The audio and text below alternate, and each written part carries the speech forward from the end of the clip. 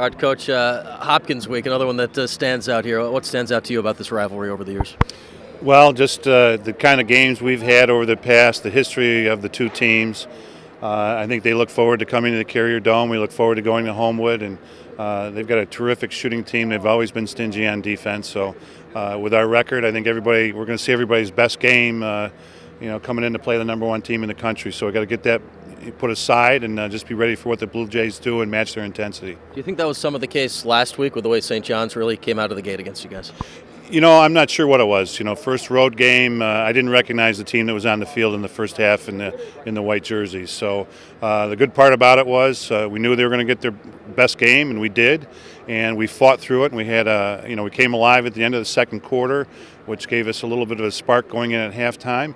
And then we came out and took over in the second half. So all things, it was a great test for us, and we got better as a result of that game. And lastly, what stands out about this Hopkins offense right now? Both the Stanwyck brothers on attack, and we've seen what Ryan Brown can do in the past. Well, yes, with all the goals and 8 goals he had against us last year, we certainly have to know who he is. I think they have a great man up. We really want to stay out of the penalty box against these guys. They're a very, very good shooting team, which helps their man up. They got the feeders behind. They got a great crease man on the inside, and they've got 2 big-time shooters up top with the freshman number 7 and Brown number 4.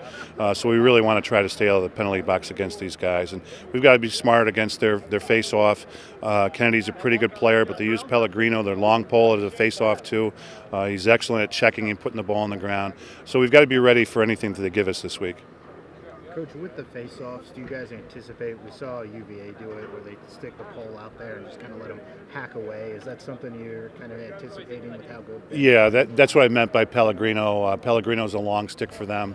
I think if you look at their stats, he's taken quite a few face-offs this year. So that's what he's trying to do. He's trying to rake the ball out to his left, and if he doesn't get it, then he's going to be right after our face-off guy, especially Williams, and he's going to try to check him and put the ball down on the ground and try to create turnovers.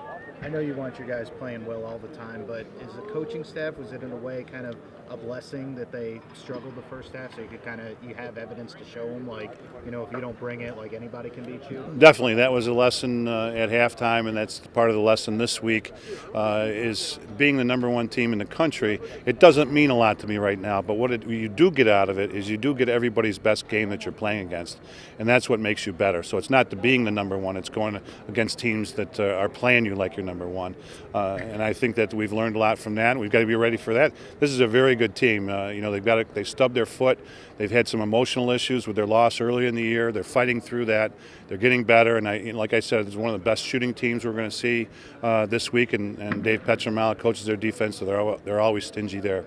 How do you kind of keep these guys from looking at just the remaining portion of this schedule is just ridiculous? I know that's nothing new for you guys, but how do you keep guys from looking too far ahead? Well, we can't look too far ahead, and we saw that last week. And I think the good thing is we got the Blue Jays coming into the Carrier Dome, and that makes you focus on your next game. So I think that's going to help our cause. How important is it, and how much of an advantage is it that you have Johns Hopkins coming here in the Dome, as opposed to going down there? Oh, well, we went down there last year, so it's good to have them back here this year. I think we have, we've got an experienced team. They're playing a few freshmen out there that haven't been in the Carrier Dome before. So we really want to get off to a good start and now that their younger players get comfortable here.